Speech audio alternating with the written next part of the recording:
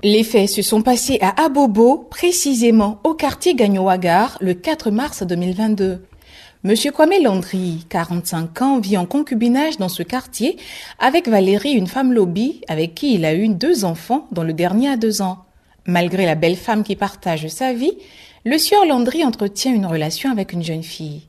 Pour passer inaperçu, le jour des faits, Landry quitte son quartier et se rend à Avocatier, non loin du marché de nuit, dans une résidence-hôtel avec sa fameuse maîtresse. Avait-il l'intention de découcher en pleine semaine? En tout cas, jusque tard dans la nuit, sa femme Valérie n'a pas de nouvelles de lui. Elle a sûrement dû l'appeler sans réponse. Car de l'autre côté, à Avocatier, le soleil s'est levé et le gérant de la résidence constate que la porte de la chambre qu'occupait Landry est toujours fermée.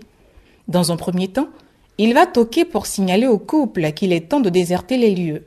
À 10 heures, il retourne, mais cette fois, il touche le poignet de la porte et se rend compte que cette dernière n'est pas fermée à clé. Lorsqu'il pénètre dans la chambre, il aperçoit Landry couché tout seul dans le lit. Le monsieur est inerte, son téléphone portable et ses vêtements à ses côtés. Intrigué dans un premier temps, le gérant court appeler ses collègues. Tous arrivent et constatent que Landry est froid. Il est sûrement mort. Le gérant se précipite au commissariat du 31e arrondissement prévenir la police qui arrive pour le constat. Ces derniers, à l'aide du téléphone portable, rentrent en contact avec la famille de Landry qui accourt pour la reconnaissance, puis le corps est enlevé pour la morgue. Selon nos sources, la famille élargie de M. Kwame Landry, dans un premier temps, a accusé la femme de leur fils d'avoir tué ce dernier. Mais lorsqu'ils ont appris qu'il est mort alors qu'il trompait Valérie, leur langage a changé. C'est toute honte bue qu'ils se sont mis du côté de cette dernière. Toujours selon nos sources, jusqu'à ce jour, l'enquête se poursuit pour retrouver la jeune fille avec qui Landry était cette nuit et connaître les circonstances de la mort de monsieur.